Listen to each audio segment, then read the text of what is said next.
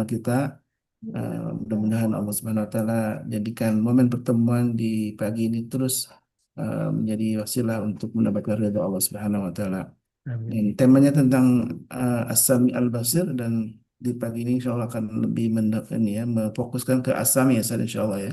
Nah, Baik Ustaz, jazakallahu Allah, mari kita siap-siap untuk menerima insya Allah hidayah dari Allah melalui lisan dan hidayah ini apa penjelasan tentang As-Sami dari guru kita Ustaz Dodi Ojami. Tafadhol masyaallah.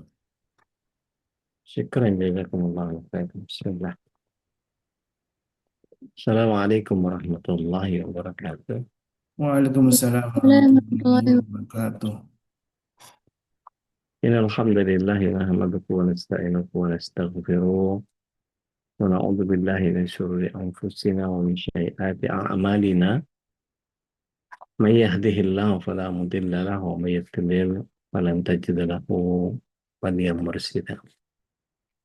Asyhadu an la ilaha illallah wahdahu la syarika lah wa asyhadu anna Muhammadan abduhu wa rasuluhu la nabi wa rasula ba'da.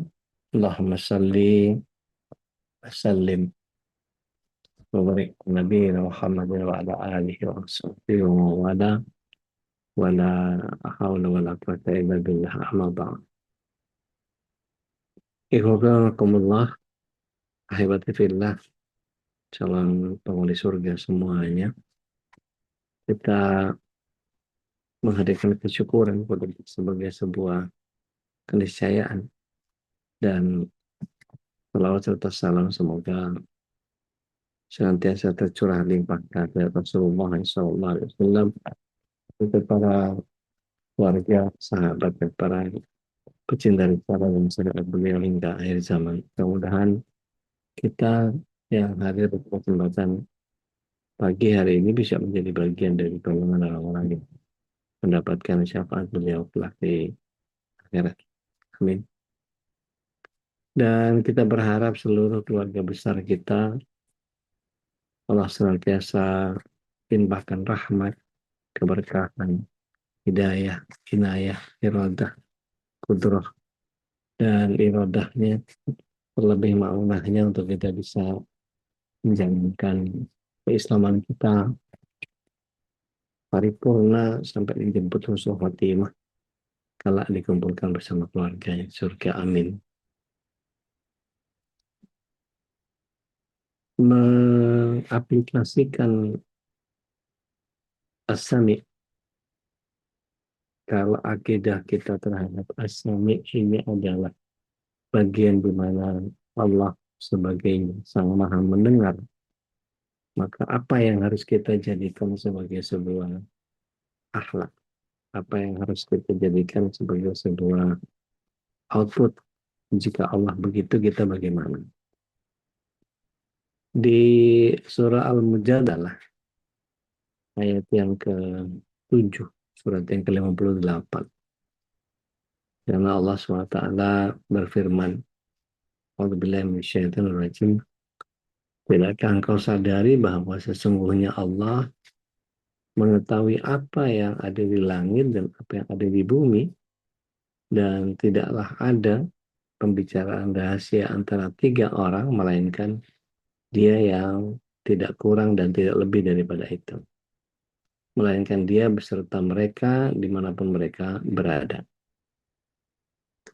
Ada hal yang luar biasa di bulan Muharram ini ketika kita belajar sejarahnya. Kita tahu Nabi Adam itu diciptakan oleh Allah SWT di bulan Muharram. Beliau melakukan kesalahan itu juga di bulan Muharram. Nabi Nuh mendarat di Bukit Judi itu juga Muharram. Nabi Yunus masuk perut ikan itu juga bulan Muharram. Nabi Ibrahim yang terbakar matahari di Babilonia itu juga Muharram. Nabi Musa membelah laut juga Muharram. Jadi banyak peristiwa-peristiwa yang kemudian kita melihat bagaimana Allah SWT menghadirkan mukjizat di bulan Muharram itu. Nah, kita kira-kira di bulan Muharram ini akan mendapatkan mujizat seperti apa, dengan asbab apa, apa yang menyebabkan keajaiban itu bisa hadir untuk kita. Apakah itu kesembuhan anak, apakah itu kesembuhan pasangan, apakah itu kebahagiaan yang sifatnya lebih kepada pengembalian pemahaman banyak orang, atau apapun itu, yang seolah-olah kita sedang menunggu kapan doa kita diijabah oleh Allah Tabaraka wa Ta'ala. Kita tentu paham bahwa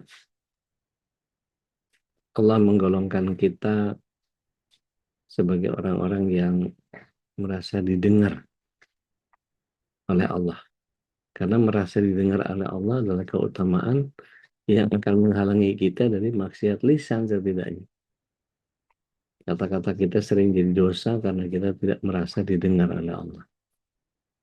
Jadi kalau kita berbicara apapun itu, ketika kita sadar bahwa Allah Maha mendengar, pasti kita berpikir untuk mengatakan sesuatu.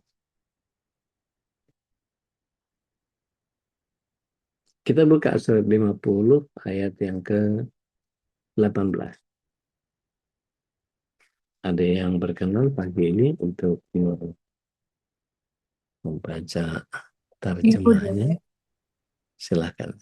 Surat Qaf ayat 18 ya, Dek. Nah, Auzubillahiminasyaitonirrajim.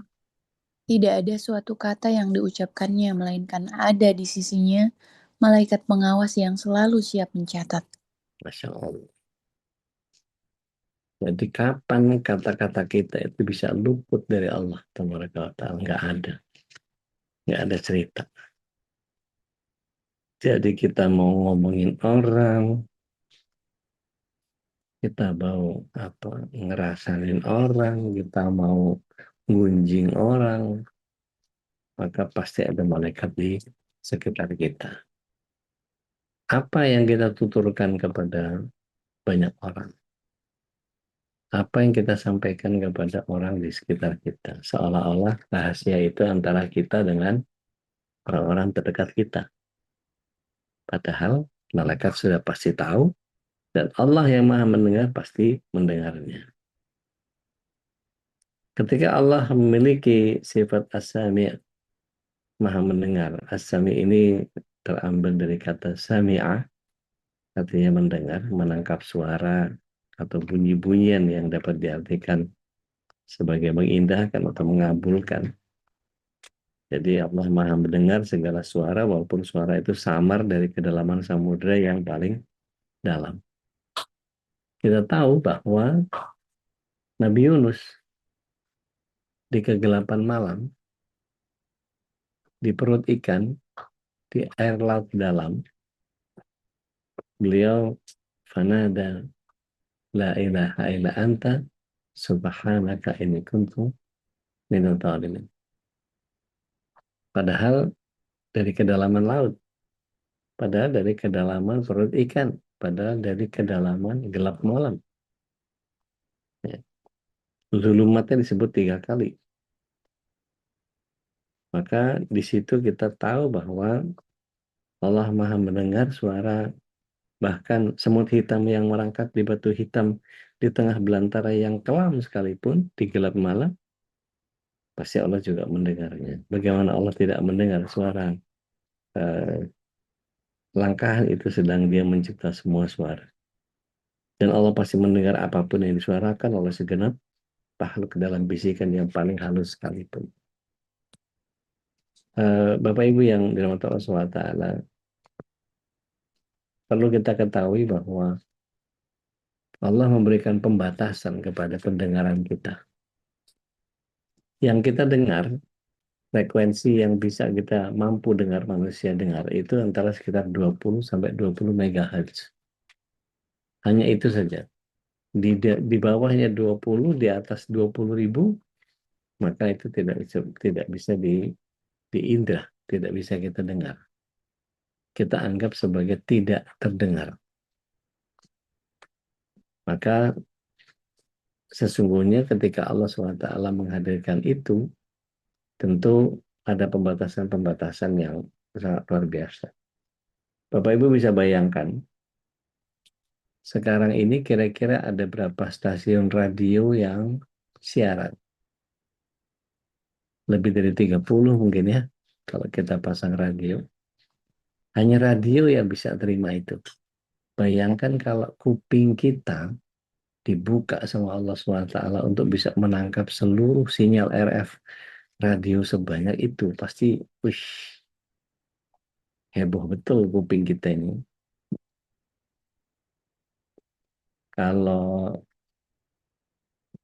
ada yang pernah main ke mana namanya, wilayah Pasar Baru di Jakarta Pusat, kita masuk dari gedung kesenian itu, masuk jalan Pasar Baru, di situ biasanya ujung sebelah kiri itu ada Isardas Taylor. Ya pasang musik klasik kencang-kencang. Ten ten ten ten ten ten ten ten ten ten ten ten ten ten ten ten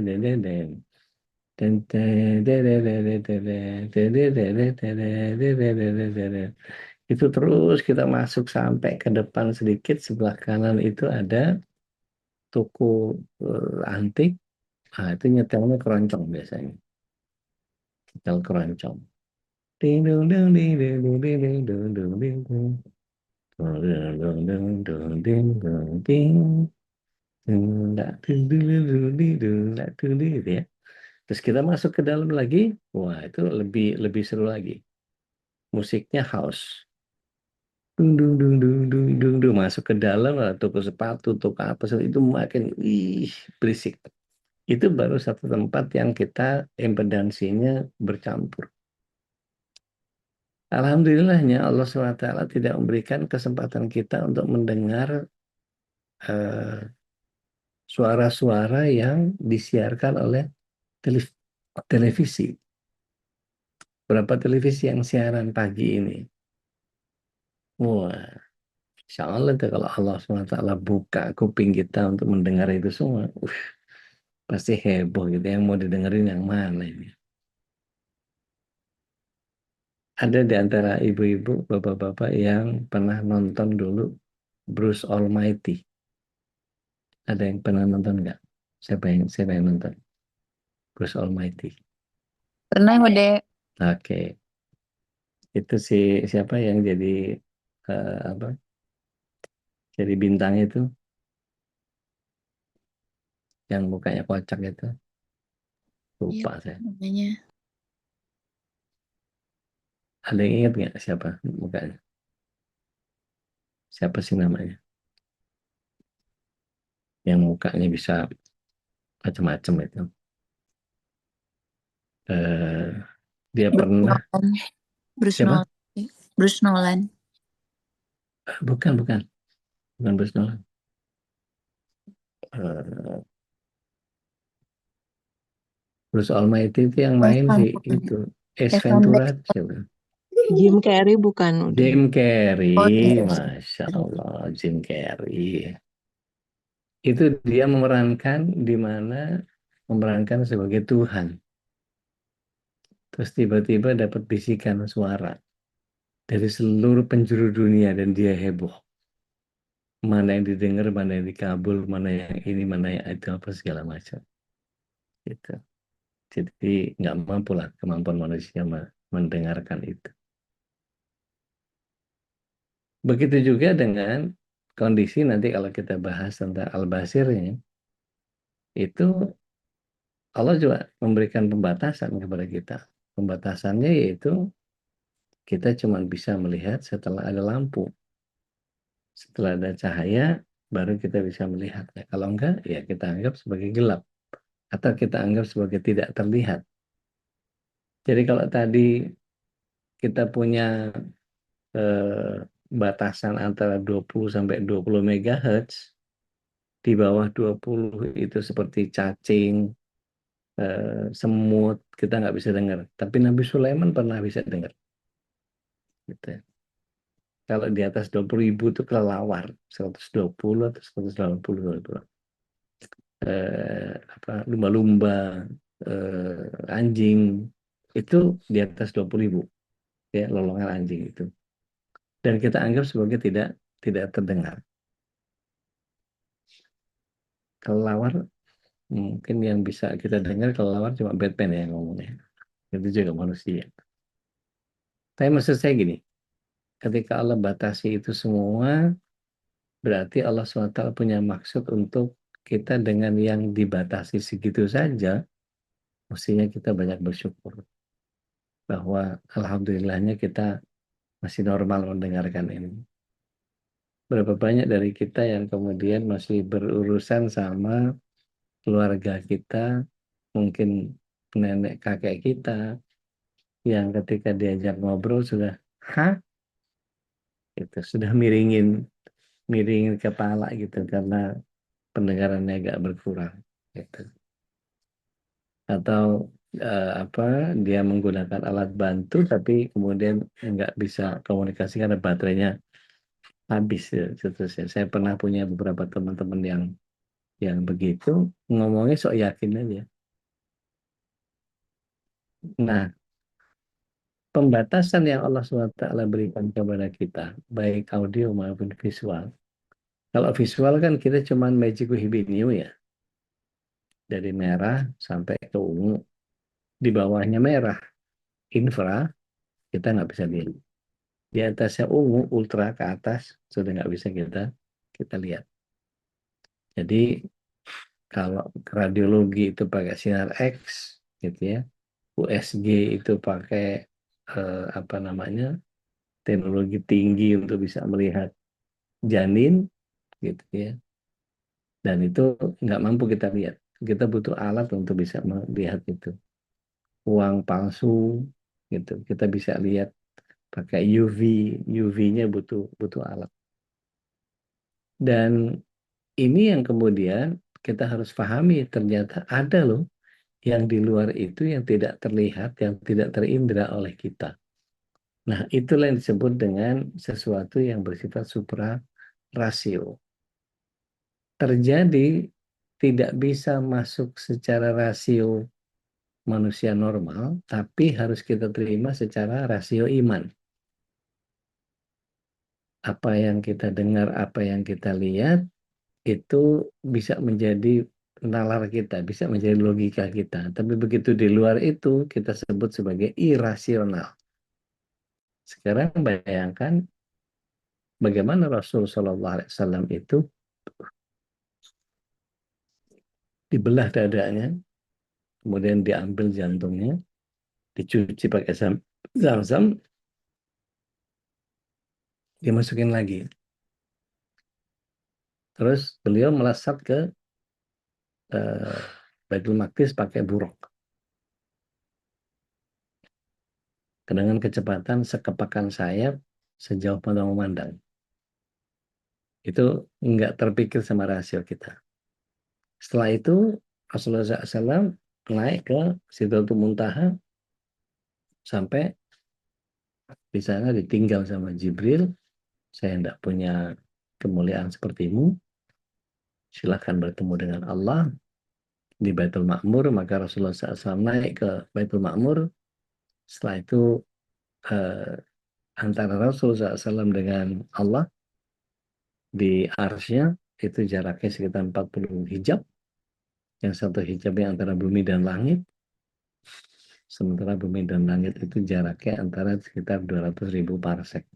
Yang satu parsek itu kalau kita ketemu di Google, hitungannya sekitar 1,37 triliun kilometer cahaya.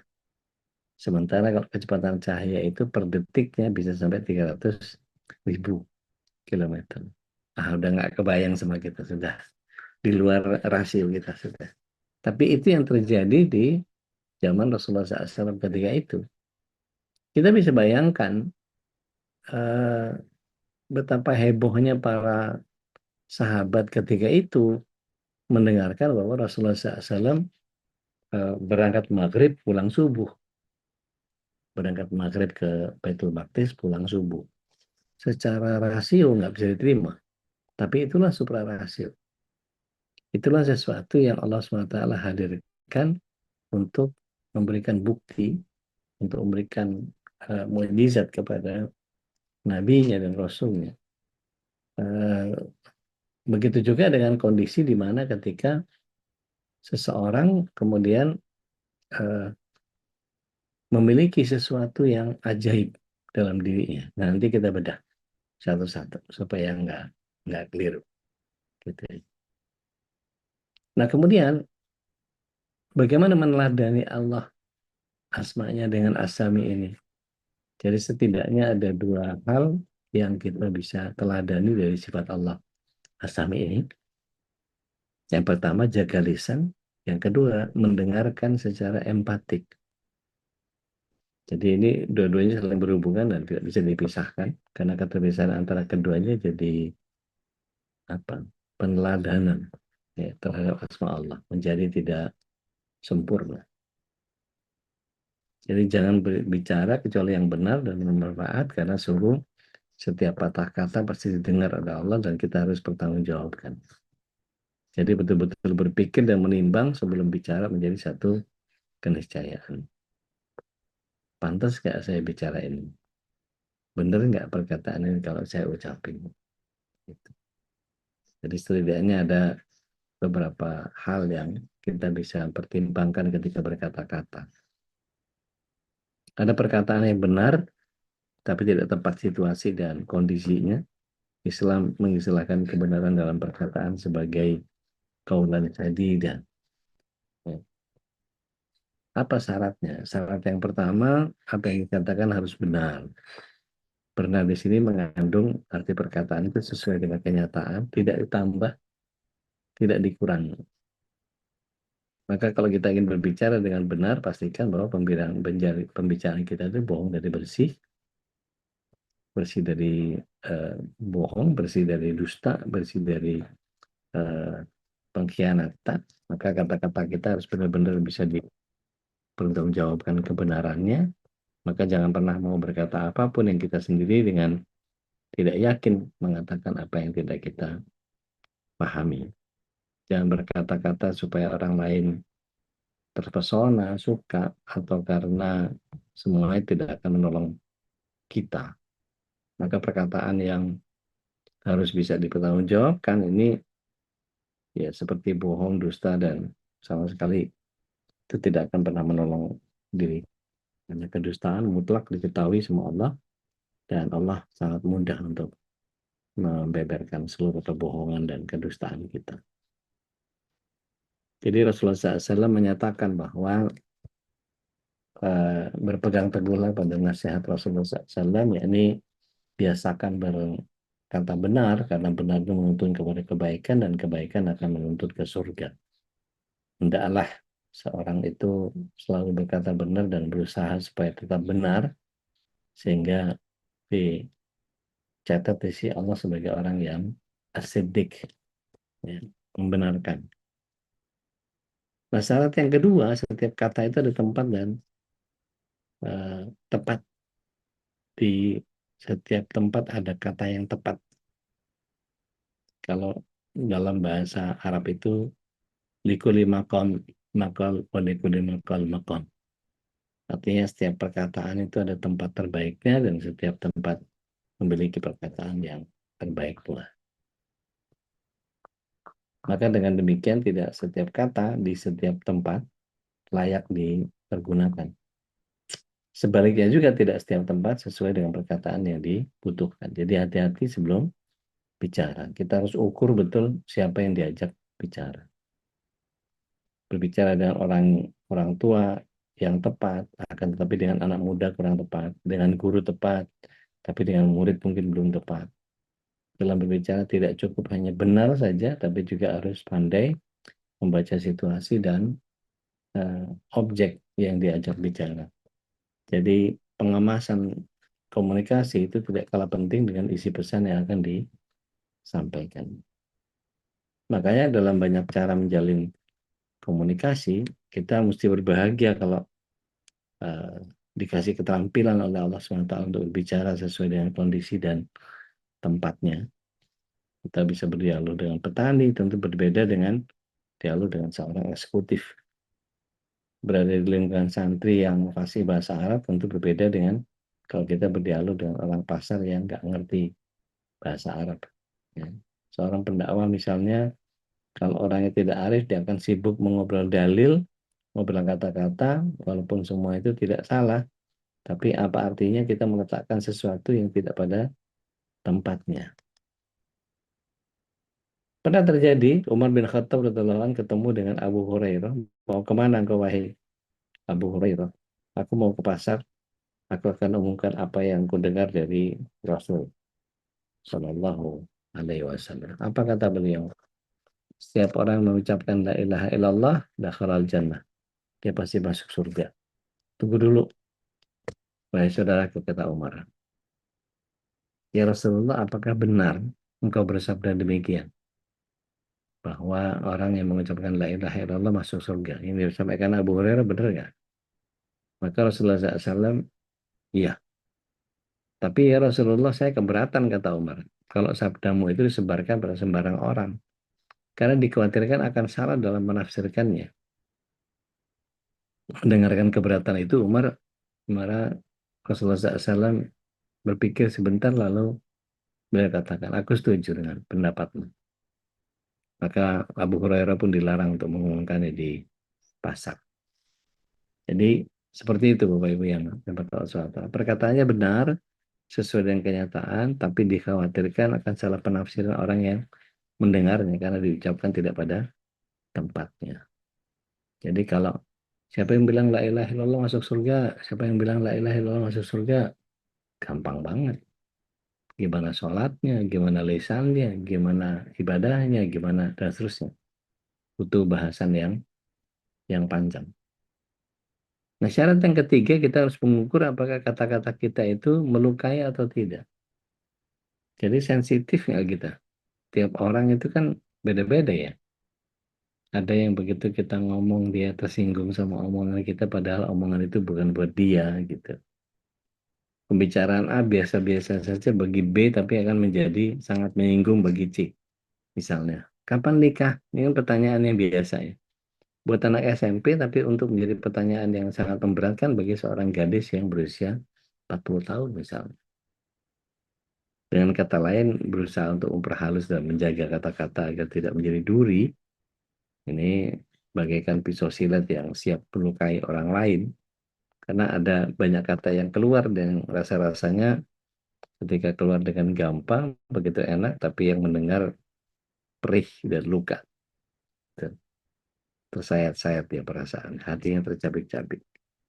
Seolah-olah kita memberi nasihat, tapi bagi yang mendengar, apakah ini merasa dinasehati atau malah merasa dizolimi.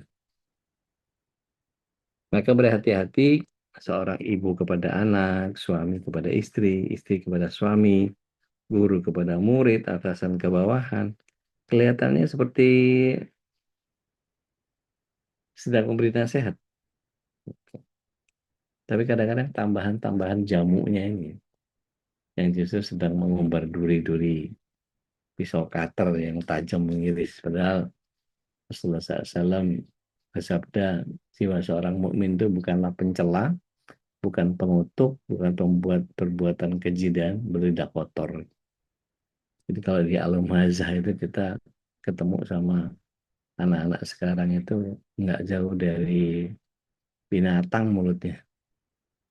Segala apa guguk, segala unyuk lah, apa segala macam.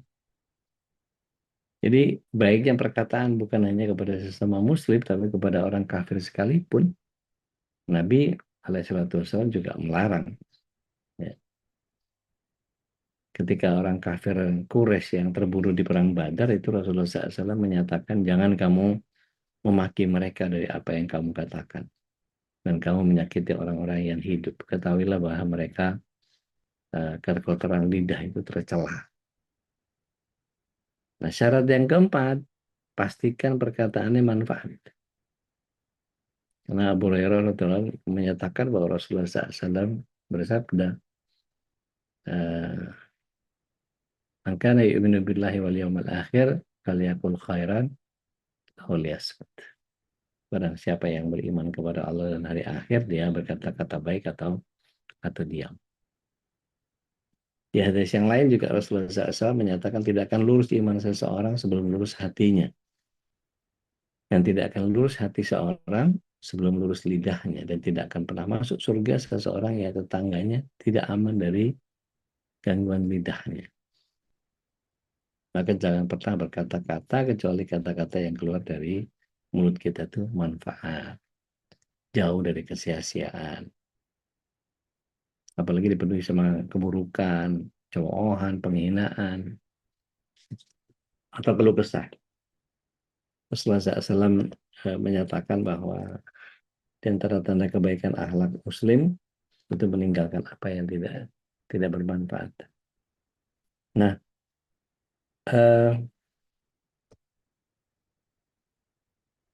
saya tadi ingin membahas bahwa hal-hal yang ajaib itu dibagi menjadi 4. Jadi saya pernah sampaikan juga, ini mengulang saja. Kalau sifatnya dia mukjizat, pastikan bahwa itu hanya terjadi pada Rasul Shallallahu Alaihi Wasallam, pada Nabi Musa, pada Nabi Ibrahim, pada Nabi Yunus, pada Nabi semuanya yang punya mukjizat. Dan Imam Asyuyuti mengumpulkan sekitar 1.000 mukjizat yang Rasul Shallallahu Alaihi Wasallam mengalaminya. Rasulullah SAW itu pernah mengeluarkan air dari sela-sela jarinya. Rasulullah SAW itu pernah mengeluarkan makanan dari tangannya, dan banyak lagi yang lain. Hal-hal yang seperti itu diberikan oleh Allah SWT kepada para nabi untuk ditunjukkan kenabiannya. Dan ini hanya terjadi sesuai dengan kehendak Allah. Tidak pernah melekat pada diri seseorang, tetapi terjadi atas kehendak Allah. Yang kedua namanya karomah. Umar bin Khattab radhiyallahu anhu pernah satu kali ketika ada di atas mimbar, beliau berteriak kepada salah satu sahabat, Ibnu Munajim, untuk kemudian jambal, jambal, jambal, gitu. Ke gunung, ke gunung, ke gunung, naik ke bukit, naik ke bukit. Dan peperangan yang ketika itu dipimpin sama Ibnu Munajim, dia mendengarkan Umar bin Khattab mengatakan itu. Begitu pulang dari perang, maka yang terjadi, beliau katakan bahwa saya seperti mendengar aba-aba dari Umar. Saya seolah-olah diperintah sama Umar untuk naik ke bukit. Terus para sahabat yang ada sekitar waktu itu mengatakan, kami dengar waktu Umar mengatakan itu. Nah, itu apa bentuknya telepati di kita? Kalau telepati itu mungkin nggak terjadi. Nggak mungkin. Tapi itu karomahnya Umar bin Khattab. Itu terjadi. Kok bisa? Iya, karena dia wali Allah. Ya, kata Rasul SAW, seandainya ada Nabi setelahku, pastikan Umar orangnya. Dan banyak sekali ayat-ayat yang kemudian dikoreksi oleh Umar bin Khattab radhiyallahu anhu, yang kemudian Allah SWT justru melegitimasi pendapatnya Umar. Gitu. Baik. Yang ketiga, ada yang namanya ma'unah. Ma'unah ini pertolongan.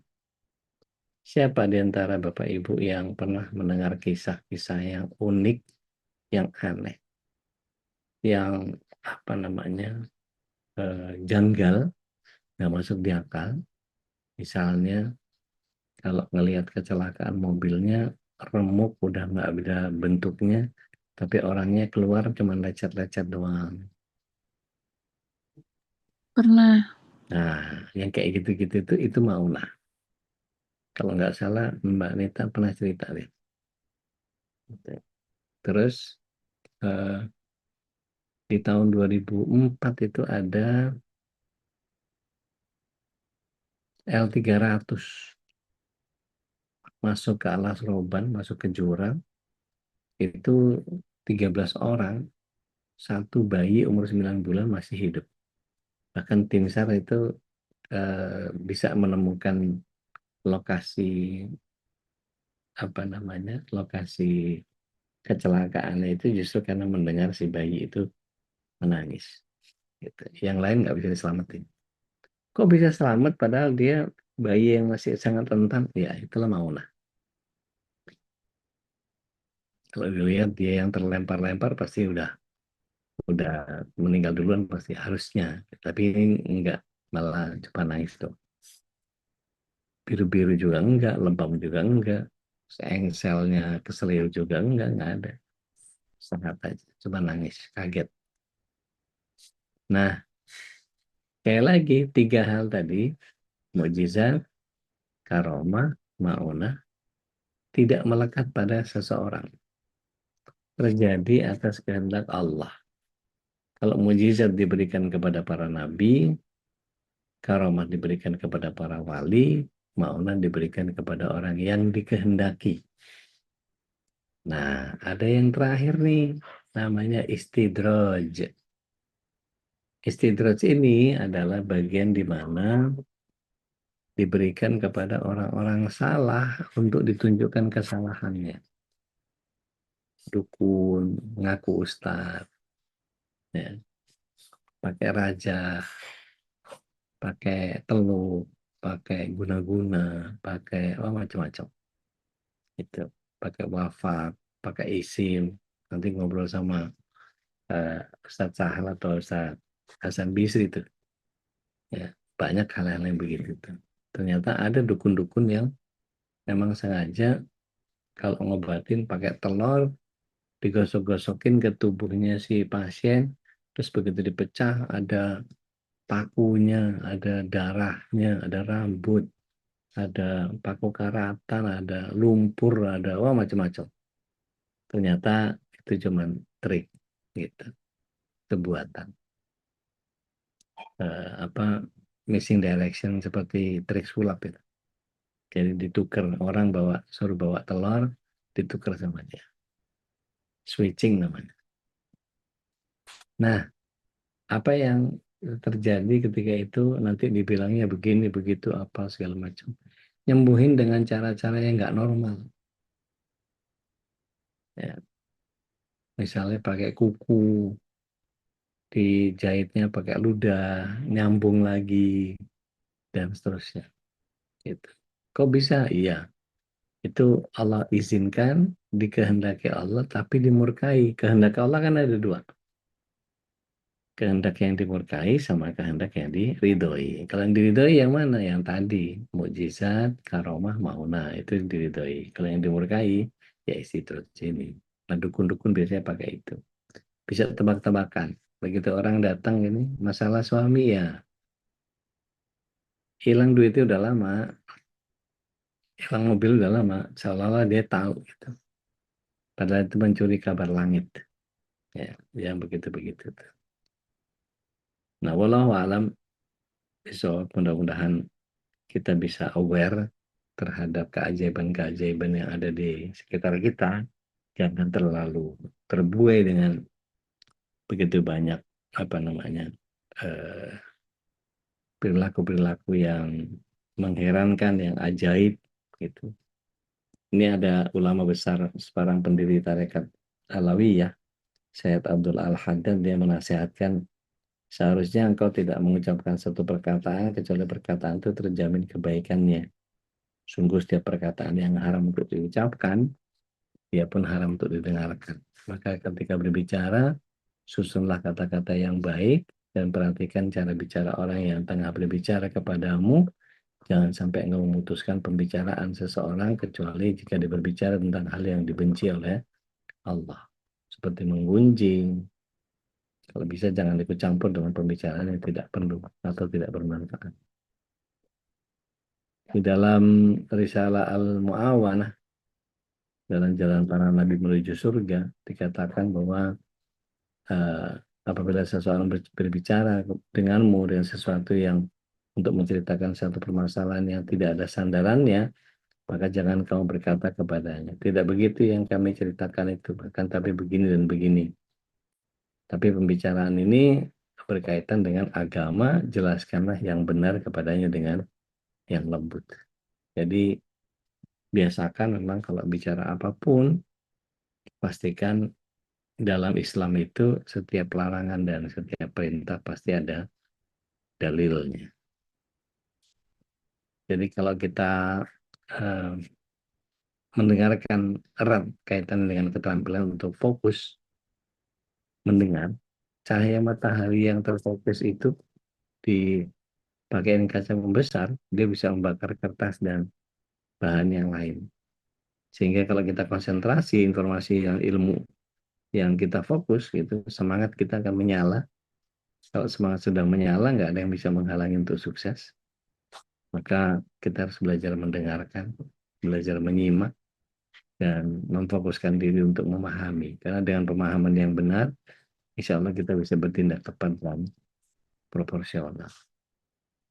Nah, Bapak Ibu yang dimata Allah SWT, satu kali antara mendengar dan bicara empati ini melahirkan daya ubah yang luar biasa. Ketika seorang pemuda datang kepada Rasulullah SAW untuk masuk Islam, Nabi menyambut kedatangan pemuda ini dengan tangan terbuka.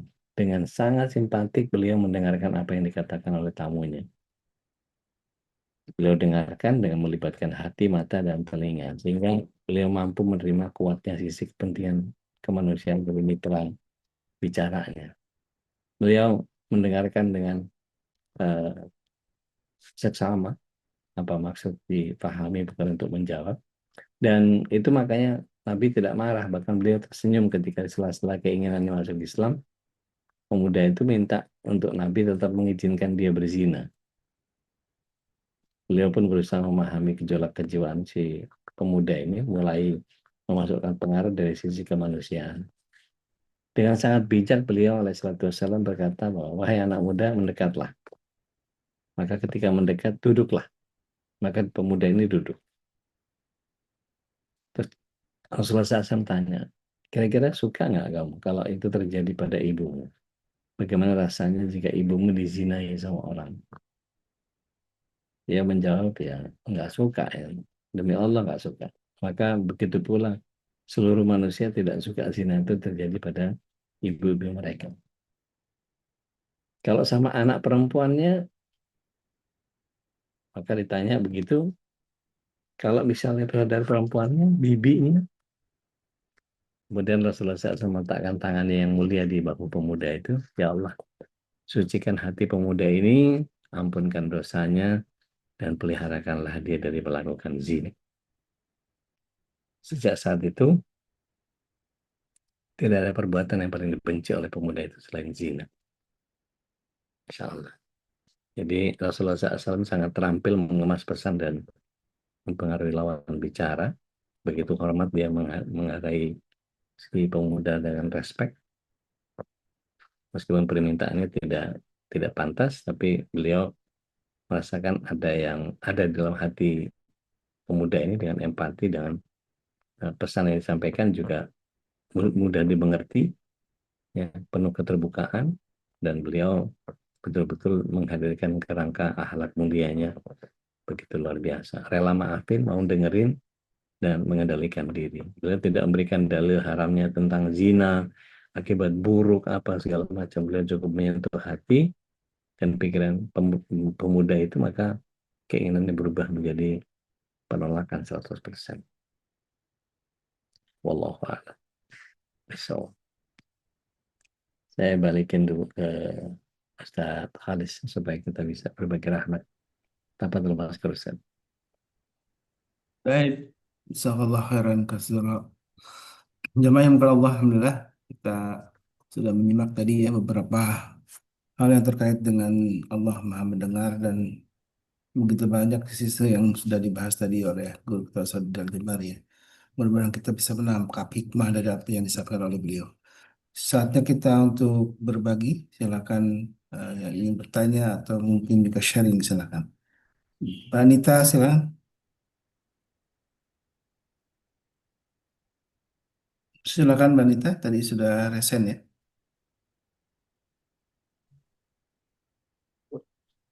Langsung terlempar.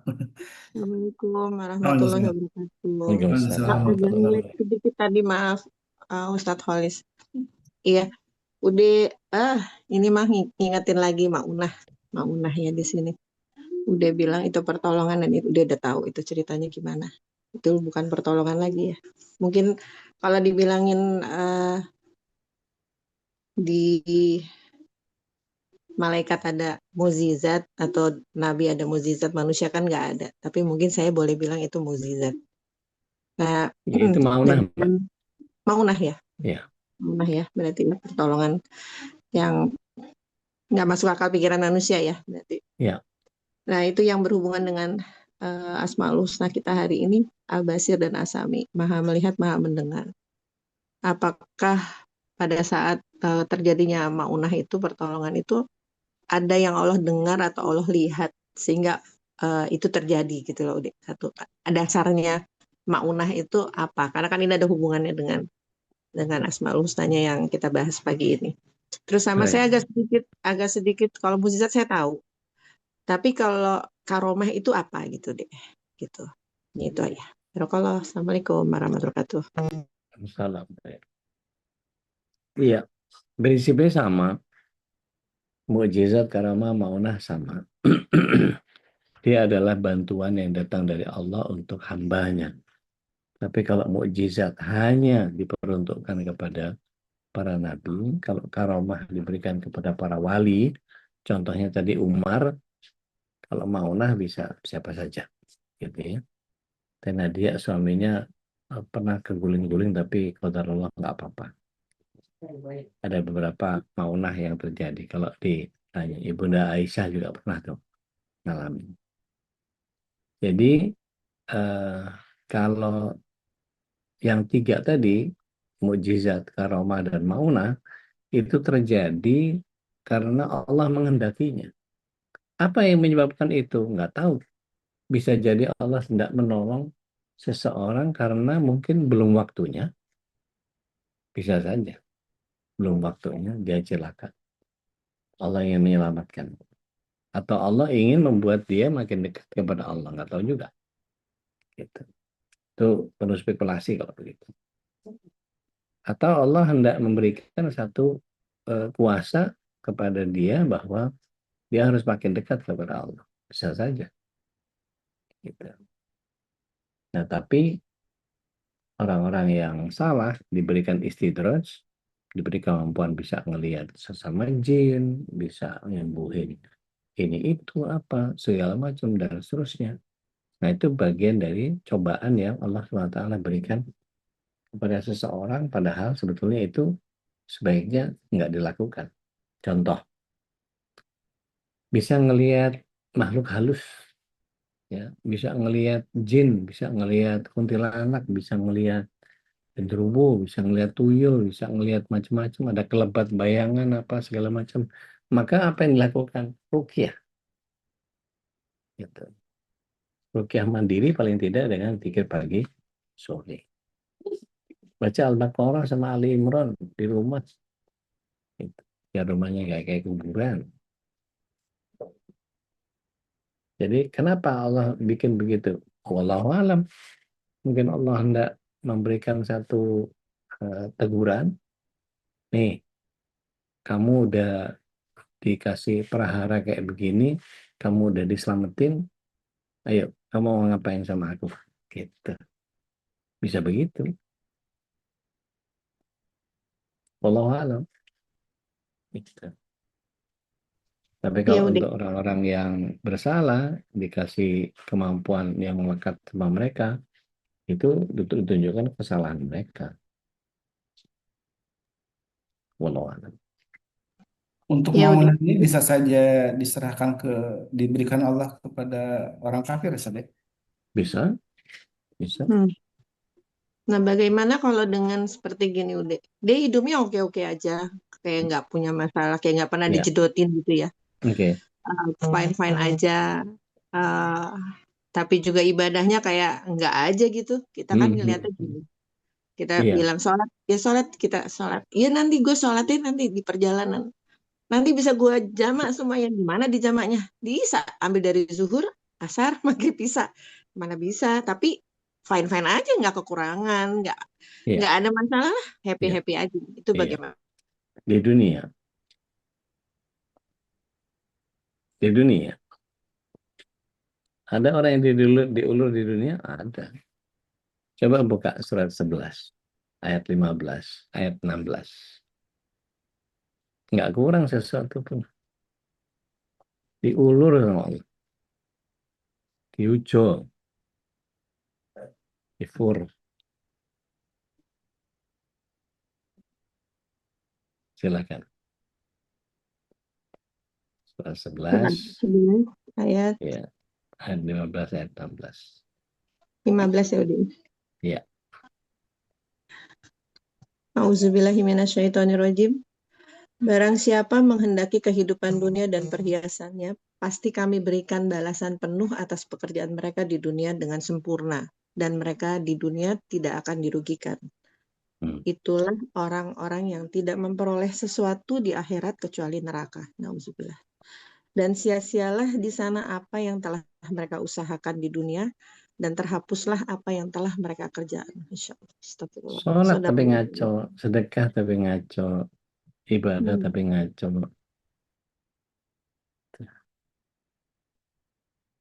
Haji tapi nyerobot jatahnya orang. Dan seterusnya. Haji, berangkat haji. Dimudahkan sama dimudahkan. Enak, fasilitas dapat. Tapi diterima apa enggak semua? Nah, itu problem.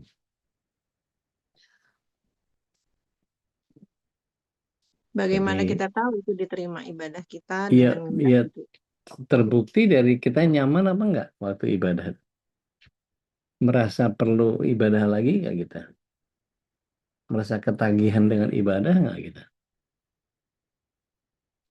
Sholat nih, subuh tadi. Udah subuh. Sekarang baru ngerasa bahwa, kalau tadi itu sholat subuh masih belum diterima sama Allah, mungkin habis ini aku duha aja kali ya. Biar bisa nambal sulam dari apa yang mungkin subuh nggak bagus, saya perbaiki di duha. Nanti duhur memperbaiki lagi. Mudah-mudahan duhur yang ini yang diterima sama Allah SWT. Terus begitu, berusaha untuk memperbaiki terus. Tapi ada orang yang kemudian nggak mikirin, yang penting salat udah. Gitu.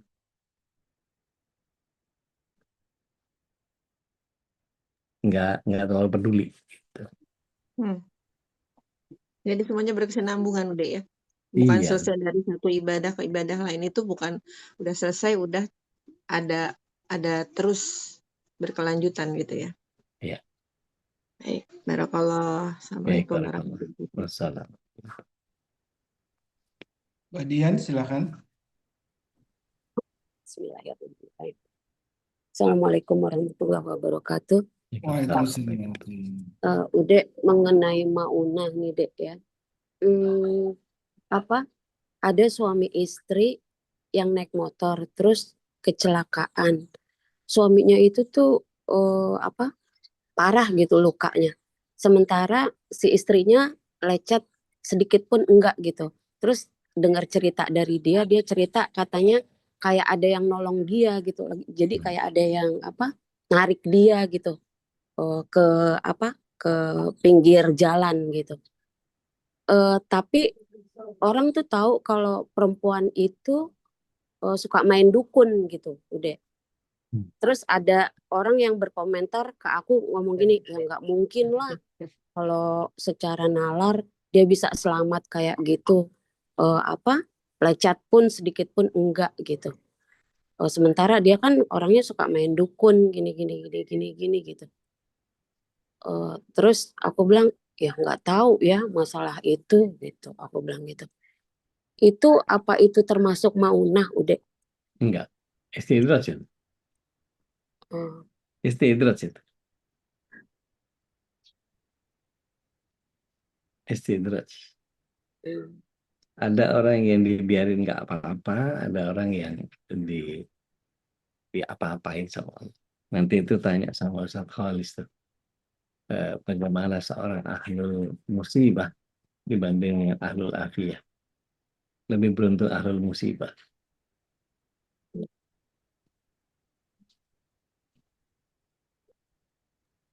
Dan orang yang punya jin khadam itu juga biasa menyelamatkan orang Ustaz ya. Iya, Nah, dia punya apa namanya khadamnya jin gitu ya, dia akan menyelamatkan juga. Tapi apakah itu iya. tadi disebut mauna ya, itu yang Di dunia, di dunia doang, di Hmm. dunia doang. Di akhiratnya habis dia. Hmm. Sawang sinawang katanya. Jadi jangan terlalu terbuai gampang lah sama yang begitu-begitu. Iya. Karena dia mangga Syukran udah. apa? Itu nuhun udah. Assalamualaikum Mangga teh. warahmatullahi Assalamualaikum warahmatullahi wabarakatuh. salah. Udah, ini kan terkadang kalau saya sih kadang ketuker nih Mauna sama istidroj gitu. Kadang dikasih pertolongan gitu. Tapi sebenarnya itu istidroj. Gimana cara membedakannya? Dan yang kedua, saya kenal seseorang. Si orang ini tuh selalu di belakang layar gitu. Dan kayak pejabat orang penting gitu tuh tunduk sama nasihat dia gitu nurut. Dan si orang ini jadinya gini. Itu orang-orang tuh kalau sama saya katanya nggak tahu kenapa ya kayak ngikut aja dan semuanya pada berhasil gitu. Nah itu kan jadinya saya malah jadi takut tuh. Nah pertanyaan saya bukan tentang orang itu tapi tentang diri saya yang sering mendengarkan itu, bagaimana saya harus menyikapinya supaya ya nggak kelihatan menggurui sih, cuma ya sedikit-sedikit bisa menyadarkannya gitu deh gimana caranya, dan supaya saya juga jadi nggak salah malah jadi misalnya oh iya bagus ya gitu kan, kalau kayak gitu dia malah jadi kayak kebawa angin gitu. Gimana udah turnuhun. Assalamualaikum. Baik, Assalamualaikum. Bismillah. Assalamualaikum warahmatullahi. Jadi biasakan kita melakukan yang namanya kalibrasi. Kalibrasi itu adalah bagian di mana ketika kita melihat sesuatu yang luar biasa, yang ajaib, itu kita sinkronkan. Ini kira-kira terjadi karena kehebatan dia atau karena kehendak Allah. Itu dulu. Kira-kira yang mana? Terjadi karena kehebatan dia atau karena kehendaknya Allah? Indah Allah. Oke. Kalau kehendak Allah, dia siapanya Allah kok sampai bisa begitu itu. Cuma hamba. Nah, kalau sudah begitu, kira-kira dia punya amalan istimewa apa kok bisa diistimewakan sama Allah SWT. Begitu nggak ada yang istimewa, ibadahnya mungkin berantakan, udah pasti istidraj. Gitu. Iya. Apalagi dia main dukun, udah pasti istidraj. Gitu. Apalagi dia bisa mengulang itu dan bisa dia gunakan untuk orang lain. Seolah-olah itu kesaktian punya dia. Akhirnya orang menganggap dia orang pintar. Nah, itu istidraj sudah pasti.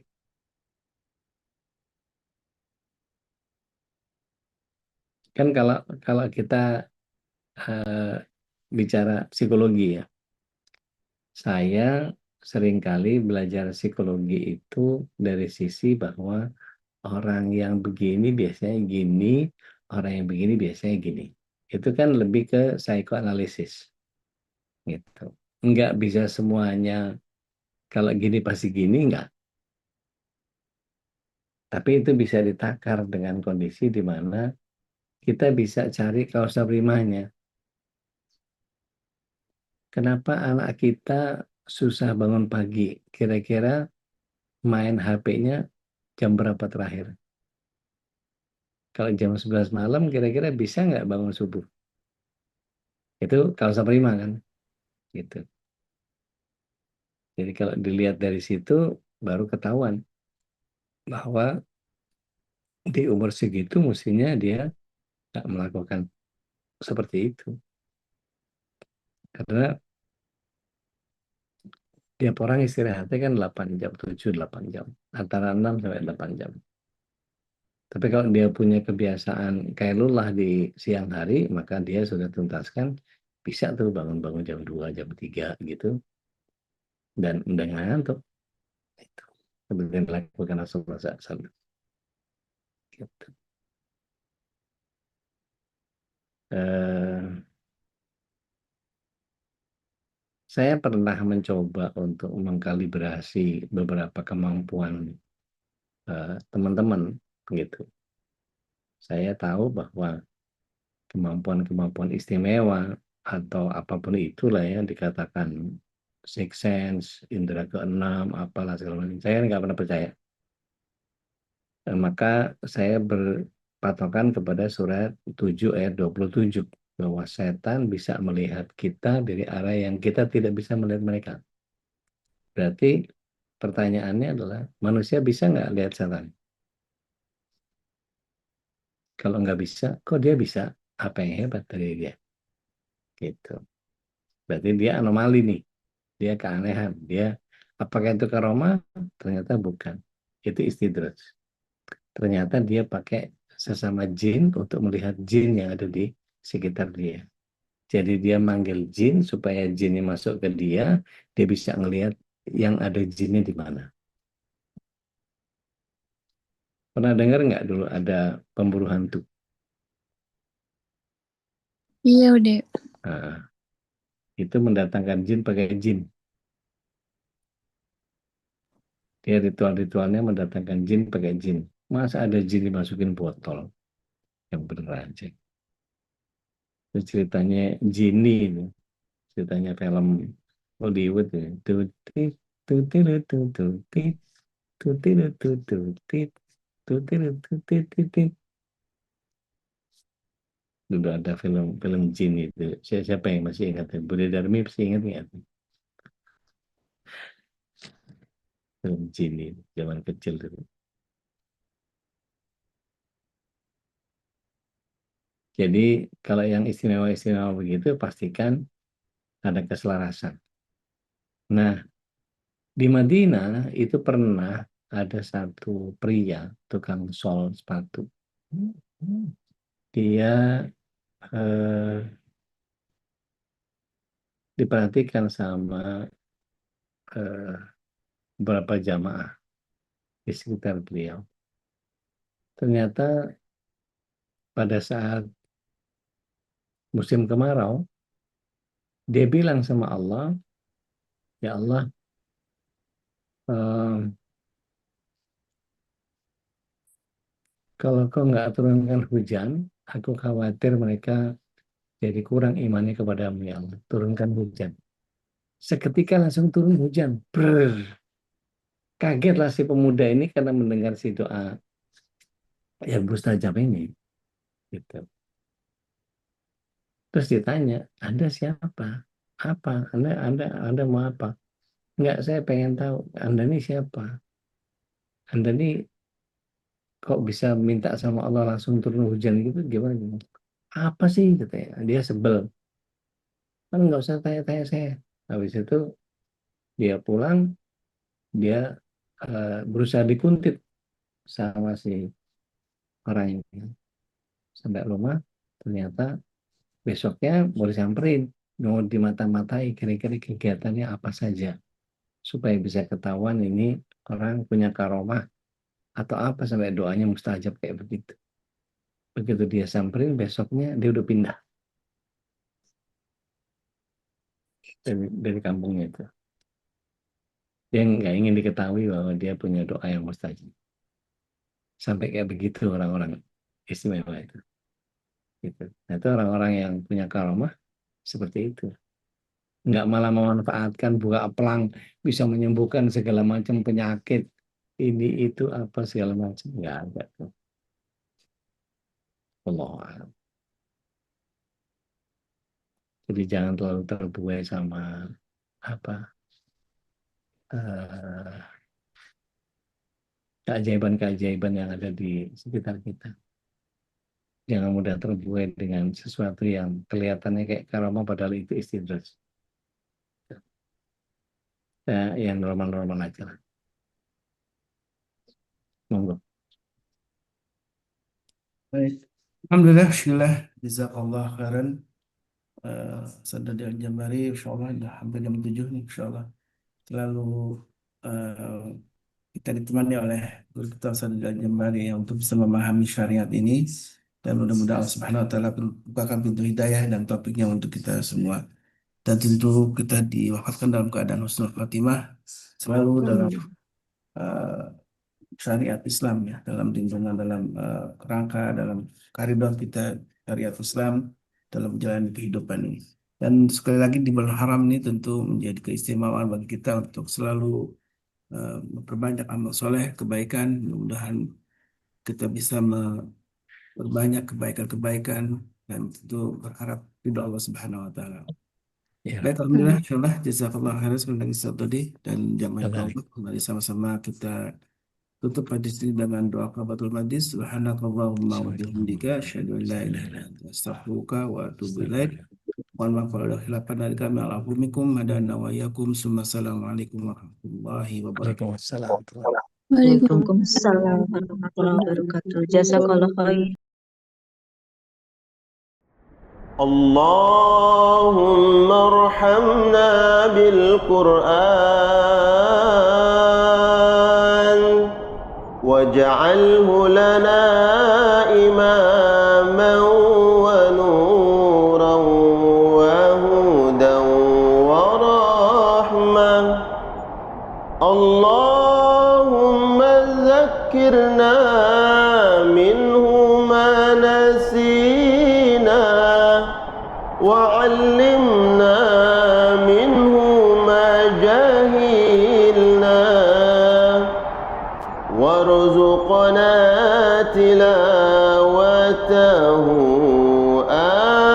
آناء الليل وأطراف النهار واجعله لنا حجة يا رب العالمين.